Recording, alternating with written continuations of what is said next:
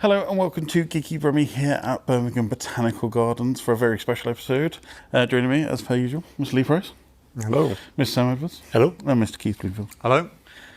We are in the National Bonsai Collection at Birmingham Botanical Gardens, which I don't think many people actually know is tucked around the side of the Medicine Cafe here, established in 1993.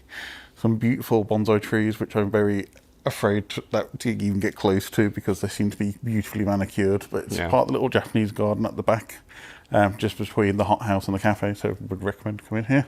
But anyway, we are here tonight because as part of Flatpack / Birmingham Botanical Gardens / the Mockingbird's Garden Cinema series, we are screening Spirited Away as part of Birmingham Anime Film Festival. So we'll be having a wander around the gardens. Hopefully we might be able to catch a few people interview about Spirited Away and Garden Cinema. Otherwise you're just going to have to listen to us waffle. But we shall see you shortly.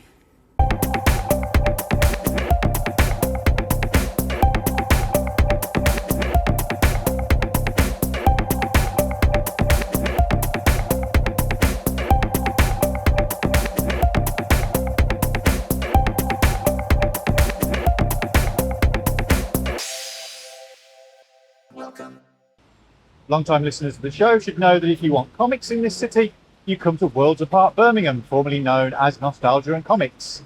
This is the site of the UK's longest running comic shop and is the perfect place to stock up on all your latest US releases, as well as great manga titles and lots of other nerd accessories. Located on Smallbrook Queensway, the store also stocks a large range of Gunpla, along with Funko and Loungefly items. If you're on the other side of the city, you can find the Forbidden Planet Megastore on Bull Street. You'll be able to find all the latest releases, plus graphic novels and nerd toys here. Pop downstairs for all the latest comics, graphic novels and books, and upstairs for toys and games. Over in Digbeth, you can visit Second City Comics inside the Red Brick Market. This specialises in back issues, trading cards, but remember it's a cashless market, so card payments are required. Also in Digbeth, we have Lostalgia, which stocks a range of back issues, along with a load of other vintage paraphernalia. Over in Wolverhampton, we have Worlds Apart's sister store Forbidden Planet, which is located in Rolfwyn Square. This stocks the same kind of stuff as you find in Worlds Apart, but conveniently located in the centre of Wolverhampton. And then skipping over to Coventry, in Cross Cheaping, you can find the other Forbidden Planet, which stocks a wide range of comics, books, games, toys, and everything else that your geek heart could ever desire. Of course, I'd always recommend that you come down to Worlds Apart, formerly Nostalgia and Comics, for all of your comics needs if you can. But hopefully those other choices will give you an option if you're a bit further out of town and can't make it into the big city. Covering 15 acres, Birmingham Botanical Gardens is a registered charity and originally opened in 1832. It houses over 30,000 plants, some contained in its beautiful Grade 2 listed glasshouses. As a charity, the Botanical Gardens offers membership with discounts for students, families, disabled guests and more, which gives unlimited entry, event discounts, special offers to other gardens in the UK. Find out more about them at birminghambotanicalgardens.org.uk or at the link in the description.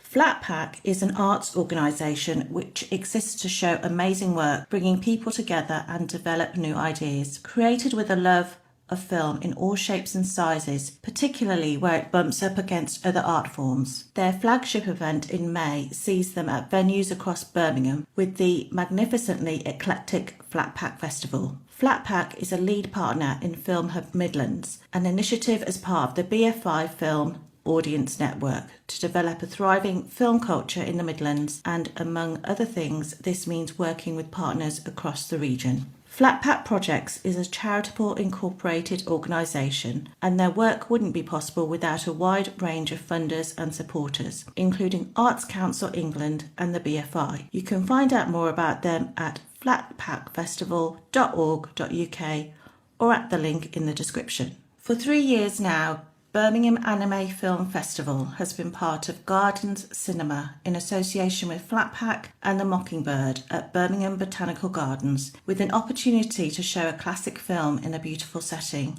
Previously, we've shown My Neighbour Totoro and The Boy and the Heron. This year it was the turn for Spirited Away, with the return of the Sekine Quartet playing a selection of Joe Hisaishi classics to get the audience into the mood and make it feel even more magical. It's one of my favourite things about BAFF and has sold out every time an anime has been screened.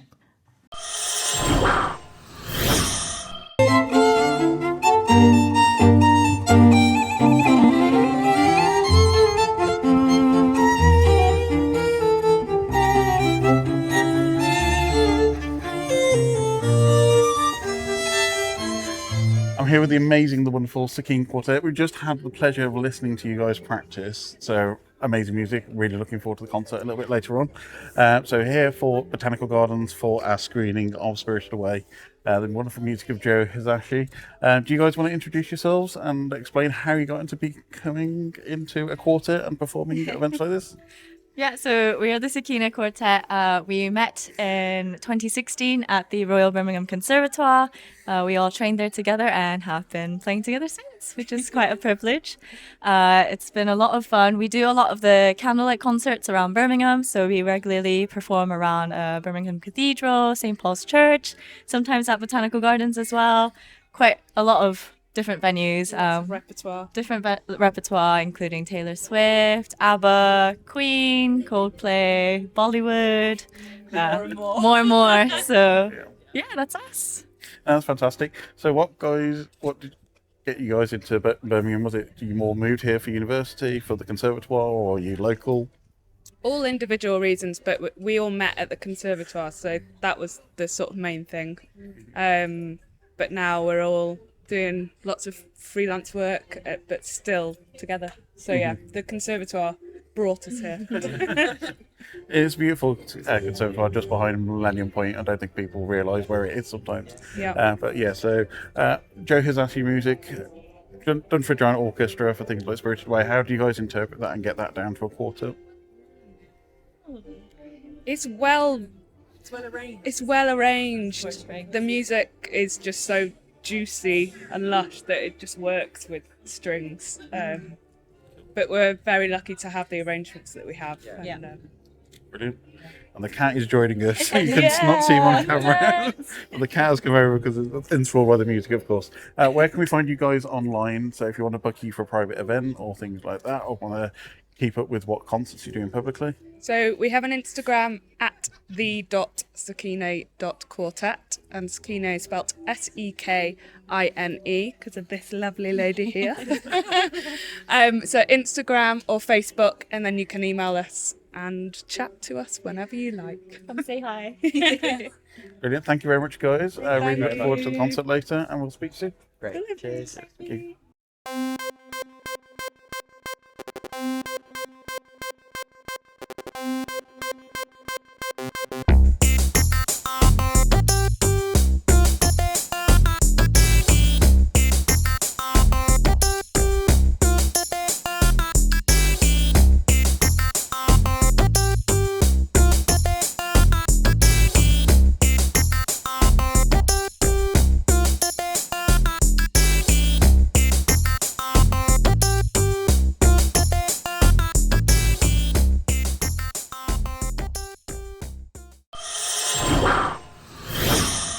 Right, so we're here at the amazing Lostalgia in the Custard Factory in Digbeth.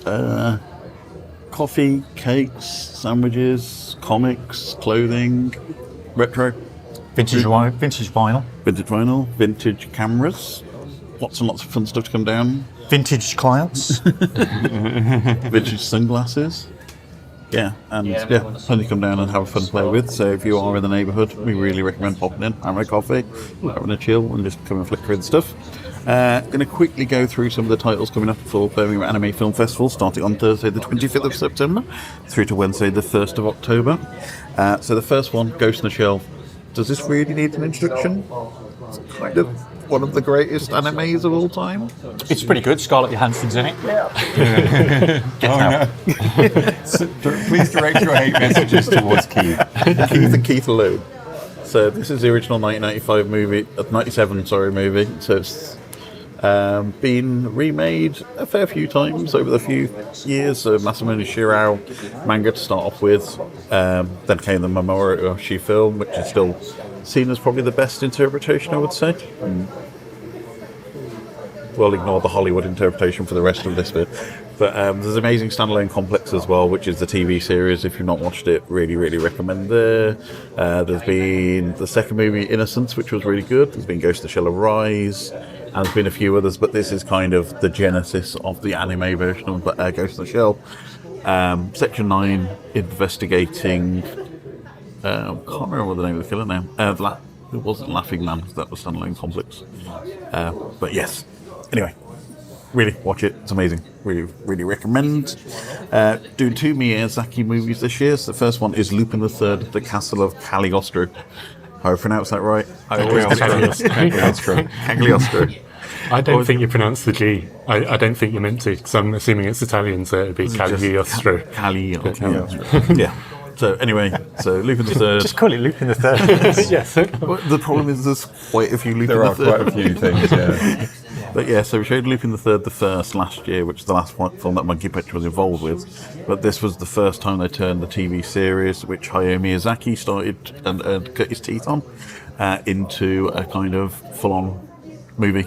It wasn't. It was the second movie. The second movie, sorry. It's Hayao Miyazaki's first movie. Hayao Miyazaki's first ever anime movie. But yeah, so he directed quite a few episodes of the TV series. I think he pretty much did all of season 1 and the majority of season 2. And then, so it's his first anime film.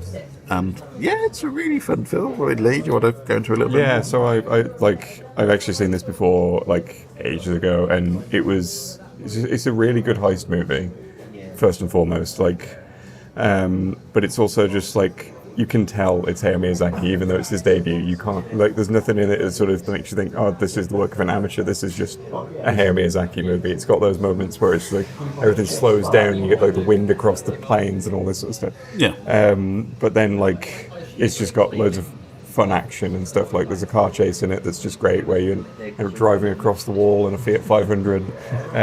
It's just and it's just a really fun heist movie. If you're a fan of things like Indiana Jones, it's definitely worth watching. So, yeah, I think Guillermo del Toro and Spielberg both rate it highly. It's one of their favourite films, so really, really worth a watch. Coming on to the next Ghibli movie, we already showed this once this year at the amazing Botanical Gardens, which you'd have seen earlier in the footage. But we're doing Spirited Away again, so this will be on Friday at the Mockingbird. Again, do we really need to talk about this one too much? Miyazaki's first Oscar. Yeah. If you're not aware of it, then that's all the more reason to come and watch it. If it needs the introduction, then you should definitely be coming to see this film. Yeah, absolutely beautiful. One of my favourite movies of all time. Showing the subbed version this time, because we did the dubbed version at the live screening, so you got the Japanese voice cast rather than the American voice cast. Really, really good film. Watch that. We're also doing 2 Satoshi Kon movies this year, so Satoshi Kon films are always a favourite, and this is probably the best double bill that kind of works thematically, which is Paprika and Perfect Blue. So it's an exploration of the mind. Paprika, it's kind of a dream machine gets stolen, and then it goes into what's reality, what's the dream world. It's really kind of messed up, to be fair, but really good. And then, of course, Perfect Blue, which is probably Satoshi Kon's best-known work. Darren Aronofsky's stolen, I think, every single scene out of it by now, across all of his work. To be fair, I think he did pay for the rights, so he didn't steal it. He just bought Paid the for rights. it. Yeah. But yeah, so again, about a stalker, about this J-pop idol who decides to go a bit more mature in her career. And this stalker gets obsessed, and it gets into this kind of weird, again, what's real, what's not real, with the fan club, etc. So really, really, really recommend that one. Makoto Shinkai, I think we talked about him a lot on the show before, but we're doing the Makoto Shinkai Marathon again, starting off with A Place Promised in Our Early Days, moving on to 5 centimetres per second, which is my personal favourite, The Garden of Words, Children Who Chase Lost Voices, which is also known as Journey to Agartha, I think, in America. It's got about 15 different titles, this film. The full title is Children Who Chase Lost Voices from Deep Below, but everybody just calls it Children Who Chase Lost Voices.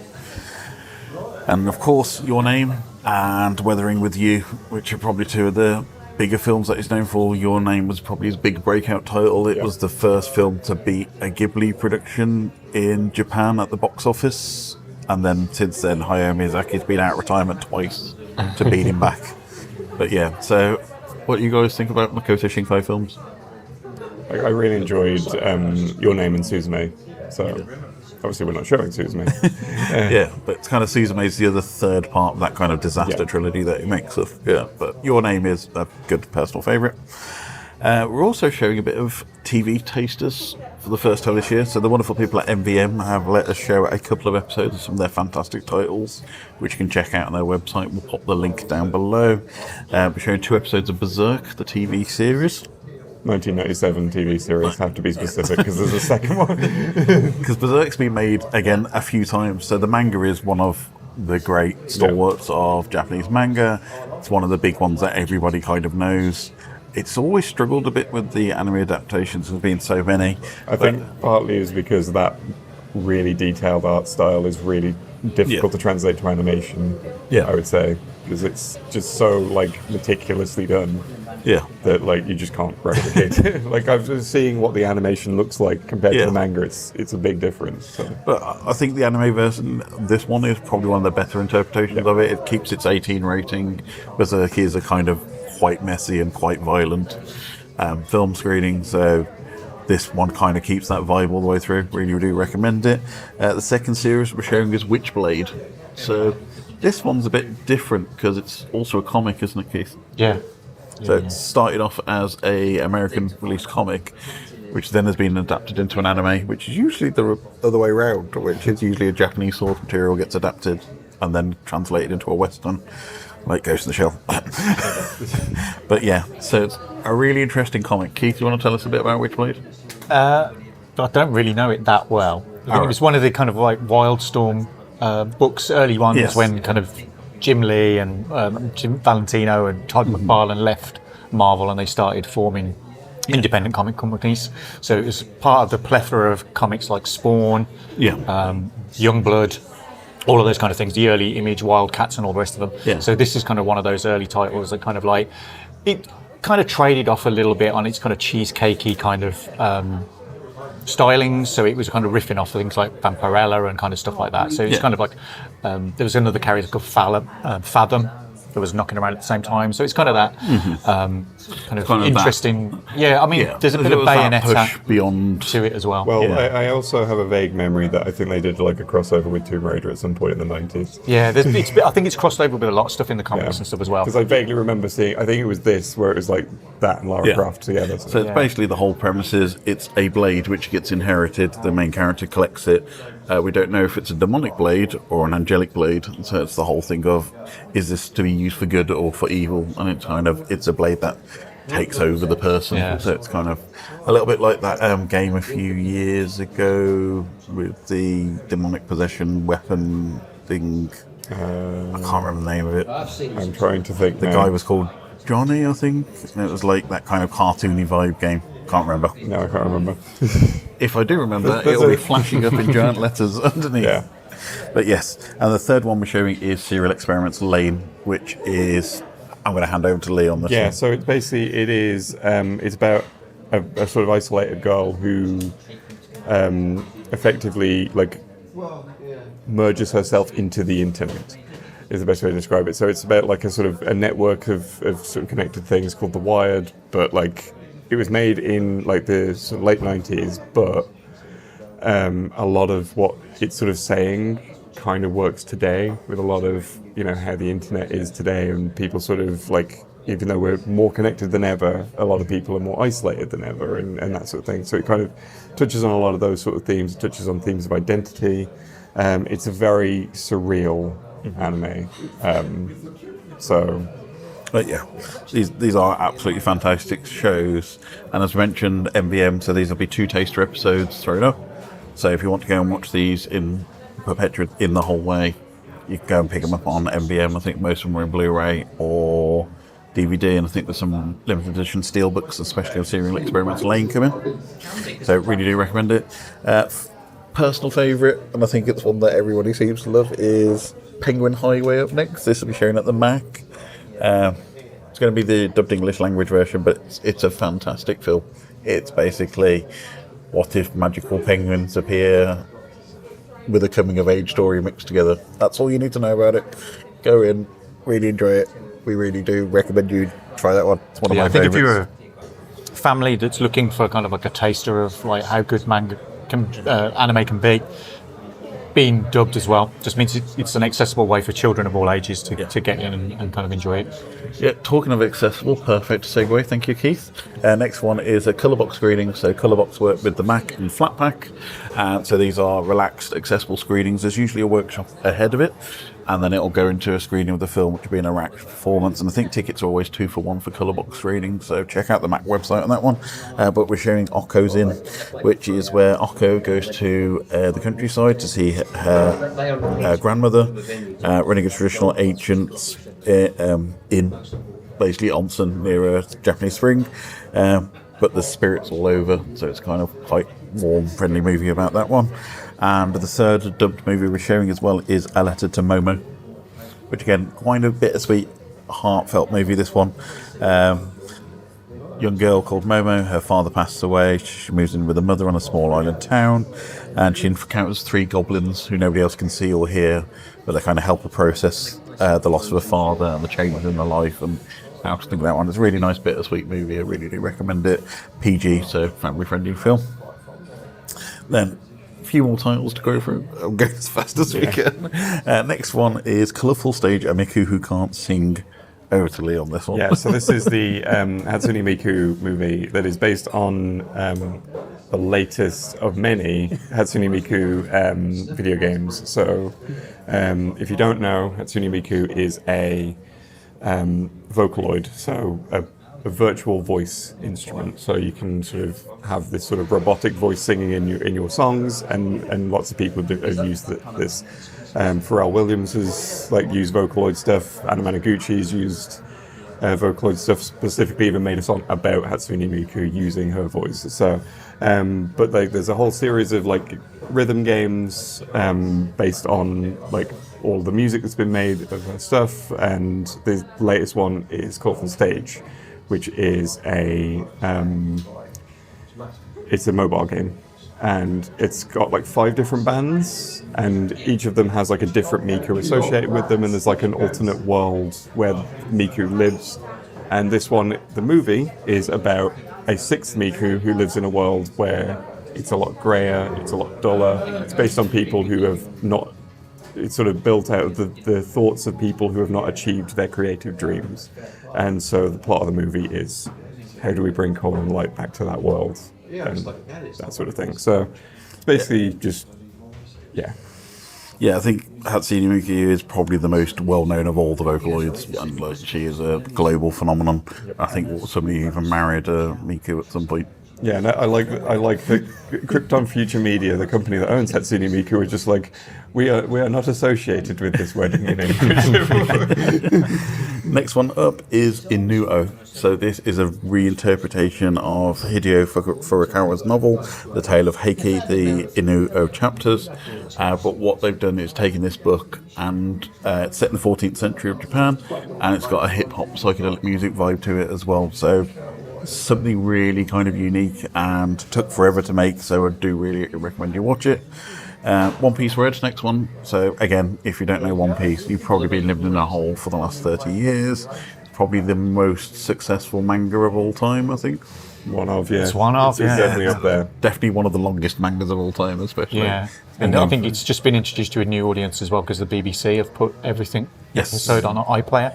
Plus there's the live Netflix. adaptation on Netflix as well at the same time, so you probably heard of One Piece. Yeah. Straw Hat Pirates, kind of going for the grand treasure, I can't remember what it is, on the Grand Line. Yeah. Really do recommend it if you're not watching it. The live action's really, really good adaptation, to be fair, for a change. But this is one of the anime movies, really do recommend it. Give that a watch. And then 3 more to go. Next one, Demon Slayer, Kimetsu no Yaiba, the movie, Infinity Castle. There's lots of colons in that. I'm not going to say whatever. Demon Slayer is probably, again, one of the more modern, popular animes. It's everywhere. It's been going for a little while now. Yeah. But the movie's always really popular. Infinity Castle was a really kind of pivotal moment in the show. So this film's coming off the back of that. It's planned to be a trilogy, so give that a watch. I mean, the title doesn't need to be that long because it literally uses the English title and the Japanese title Next to each other. Yeah. Wasn't that something like the most successful animated film of its year or all time, or something? Yeah, It had one some of them sort of was, massive yeah. record. Has an absolutely massive following, yeah. Yeah. So last two films for today, Mobile Suit Gundam Seed Freedom. So this is a follow-on for the Mobile Suit Gundam Seed anime. I'm not even going to attempt to explain the Gundam timelines, but this is one of the alternate timelines, not set in the Universal Century, which is the main timeline, which most people are aware of. Or you could just play the new Super Robot Wars game and you get all the timelines at once smushed together. Yep. But basically, yeah, so this follows on from the Gundam Seed Destiny, I think, so it's a follow-up to that one. Again, if you like giant robots fighting giant robots in space, you're not going to go wrong. Who doesn't? And the final one for today is The End of Evangelion, which again probably needs no introduction. Neon Genesis Evangelion, again probably one of the most famous animes of all time, caused major riots when the original ending of the film got shown. So this was an alternate reinterpretation where Hideki Anno just basically went, well, screw you to the audience, and killed all your favourite characters in amazingly beautiful work. So really do recommend that. Give that a viewing. Got a few more titles to announce. Can't confirm them yet. Just keep an eye on the website, baff.uk. You can find all the ticket links on there, and they'll take you through to the Mockingbird or the Mac website to book directly with them. Thank you.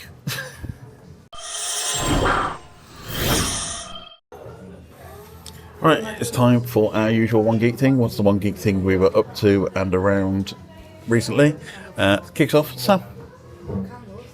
I've been watching a brilliant new show on Disney Plus called Alien Earth. So this is a spin-off, obviously, of the Alien franchise. It's basically, it sets, I think, between the first two Alien films. Something that's early on in the continuity, basically. It's pre-Alien, post-Prometheus. Okay, Yes. right, that's probably what I'm thinking of. So it's as the title suggests, it's actually set on Earth rather than in space, and it's at a time when the Earth is controlled by 5 massive corporations, which have sort of taken over. Wayland Yutani. Yes, yeah, one being Wayland Yutani. So they're controlling life on the planet instead of national governments. A Wayland Yutani ship that has been exploring space and picking up samples of alien creatures, which may include a particularly famous one, crash lands on Earth in an area controlled by one of the other corporations, Prodigy. And it's basically about Prodigy collecting the alien samples from the ship and trying to figure out what to do with them. But obviously, as you would imagine, everything starts going wrong. The aliens don't particularly like being collected, and it all goes bad. But it's really, really like the action scenes are really exciting. It's done a great job of kind of capturing the suspense of the first film. So it's Noah Hathaway, I think, is directing. Noah Hawley. Hawley, Yeah, from Legion and Fargo fame. Yes. Yes. And I think he did one of the Alien films beforehand. No. No. It's first time. First time, sorry. Because I know it was, it was made at the same time as Covenant, which is why there's a bit of incongruity between the two of them. Yeah. It's following as well a kind of group of characters who are known as hybrids. So in the Alien one, you've got the synthetics like Ash and Bishop from the films. But hybrids are where they've taken the minds of children and implanted them into synthetic bodies, which basically means there's a group of adult actors having great fun playing children. All named after the Lost Boys from they're all Peter Pan. There's a very characters, not so thinly veiled an analogy with the Peter Pan. Yes. Yeah. But the actors are clearly having a great time, and they do portray them really well. Like, it feels like you're watching a bunch of kids who just happen to be super strong, and Yeah. And the alien creatures. So there is obviously the alien that you would expect, but there's a whole menagerie of other creatures as well who are just as sinister and horrible as the main alien. There's one in particular that's like an eyeball with a load of tentacles, which is creepy as anything. So that's on Disney Plus here in the UK, and I think it's on FX over in the States. Yeah, FX Hulu. Yeah, I think all that. Cool, awesome. Thank you very much, sir. Leigh, how about yourself? Okay, so I went up to Glasgow a few weeks ago to go to the Glasgow Indie Games Festival. I just was like looking at like what gaming events are going on, saw that one and went, good excuse to go to Scotland. I've never been there, so let's go. So it was like a very small event, sort of. I'm trying to think of like sort of equivalent space in Birmingham, probably sort of similar to like event spaces you'd get around the Custard Factory, where like quite small, quite compact, but they had like 14 games on display and a room for talks, and that was basically all you had. But like some highlights that I saw there, so there's a game called Asterism, which is described as an interactive music video. So it's like lots of different gameplay styles going on depending on what the song is and everything. So it's like going through a whole album. And basically the woman who made that just made everything. So made like stop motion animations, made all the crafts and stuff for it. She did all the music and then did all the programming of the actual game. And I actually spoke to her and it was just like, really everything. Like, is there anything you can't do? Like sort of, and then so some of the other ones we had Ken Matthias Curse, which is basically what if Earthbound was set in Scotland. And like one thing I loved about that game was like when they introduced the combat mechanics, you are beating up a gate because it's broken and you need to fix the gate, and like, by punching it. Yeah, it's one of those like sort of like, oh, just give it a good kick and it'll work. I've done that kind of DIY in the past. Yeah. Percussive maintenance, I believe. And I just love that it's like the full combat thing with just a gate that you're fighting. There's a game called Crunda, which is basically so it's a platformer, but it's a physics-based platformer where you're on different planets and each one's got its own gravity, and you're trying to like use the gravity to kind of fling yourself from planet to planet to try and collect certain things and come back. That was a lot of fun. There was Rainy Day Racer, which is a racing game set in Scotland, so therefore it is constantly raining. And we've experienced that already. But because it's raining, like you're constantly, it's just all about like drifting and stuff because it's like just slippy constantly, which was also a lot of fun. There was Reality Drift, which is another racing game, but it's kind of similar to Outrun. But like every so often, instead of like going to a different part of the city or something, you're sort of going through a rift into a different reality. So you go into space, or you go into the mushroom world and all this sort of stuff. And then Ritual of Raven, which was basically a farming game where you do everything by programming little sprite things to do all the actual farming work. So it's a bit coding, basically. Yeah, and then finally, the game that won Game of the Show was Pool 2, which is basically what if Pool, but everyone plays at once, and it's just chaos. And I did see a lot of people playing that over the course of the weekend. I've been in that pub. But yeah, so it was a fun time. It was just a really nice little venue and stuff as well. So if you want to know more about next year or some of the games, where's the best place to go and find it? The best place to find it is, let me pull up the thing, GlasgowIndieGamesFest.org is the website. So awesome. Yep. Thank you very much. Keith, how about yourself?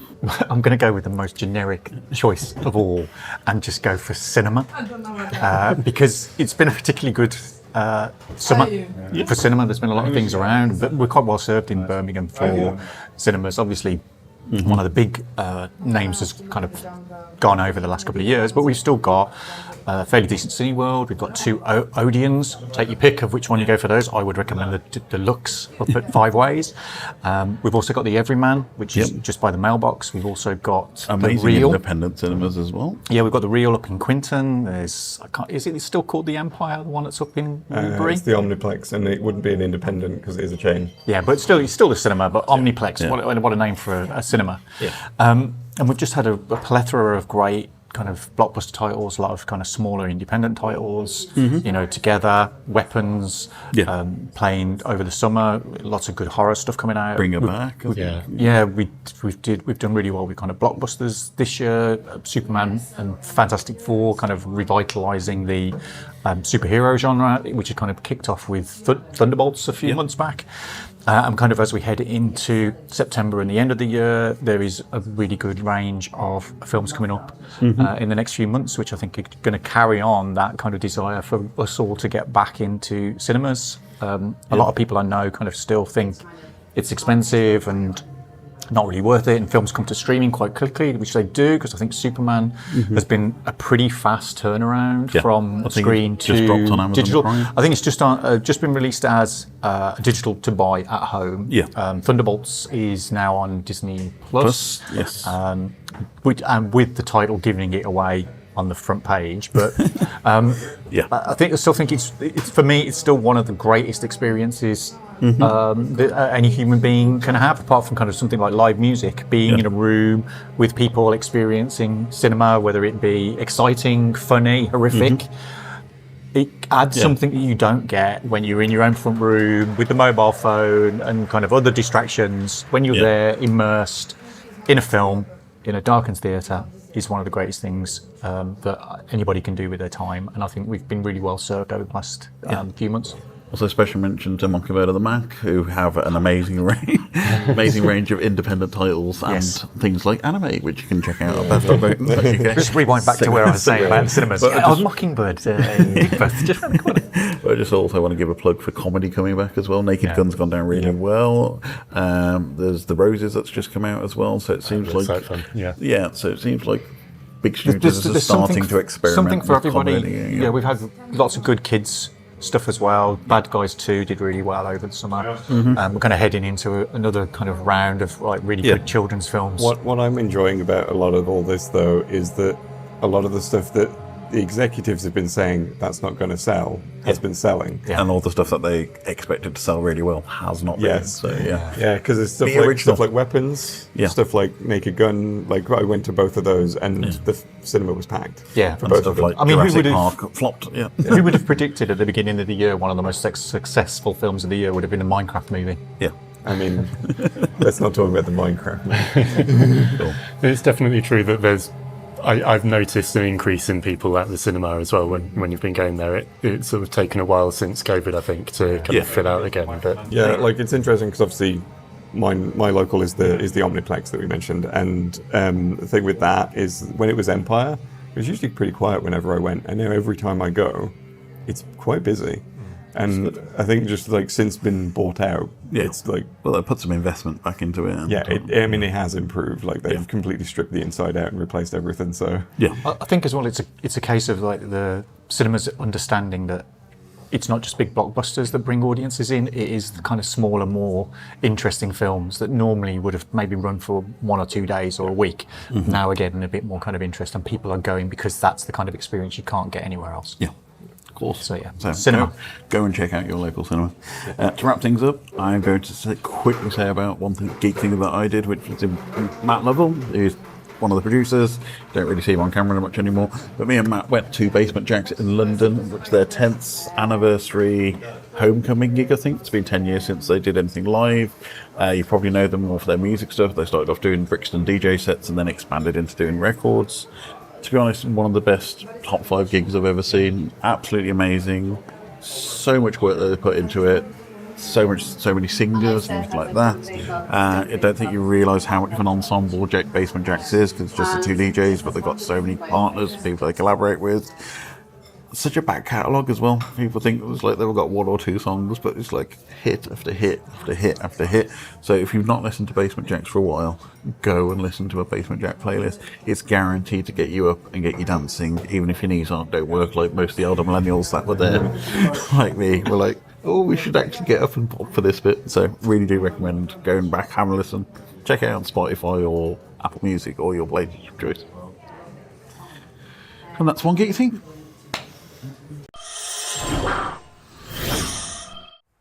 Thank you for joining us on Geeky Brummie this issue. As you can see, we're now at the Alpine Gardens here at Botanical Garden, enjoying the beautiful weather. I really hope you enjoyed the episode. As per usual, to find us online, Sam, where can you find you online? You can find me on Threads, Instagram, and Blue Sky at SD Edwards. At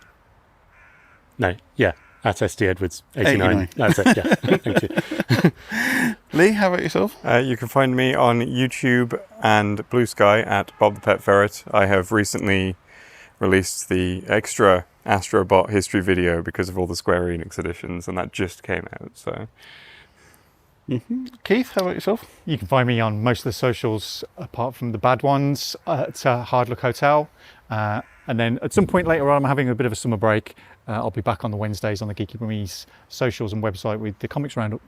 I'm talking of roundups as well. Sam does our wonderful film roundup every Thursday, where you can pick the latest releases, plus trailer of the week at the moment, I believe. Yeah.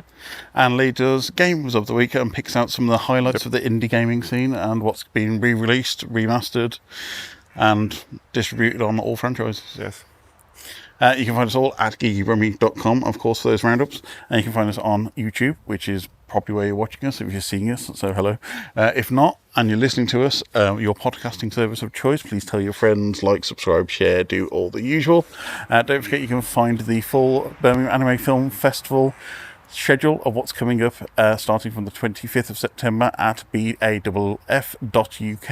That's BAFF.UK, and you can find it on social media at BAFF_UK. But we shall see you soon. But for now, bye everybody. Bye. This issue of the Geeky Brummie podcast was hosted by Ryan Parish with Sam Edwards, Leigh Price, and Keith Bloomfield. The show is produced by Viv Parish, and this was a Geeky Brummie production.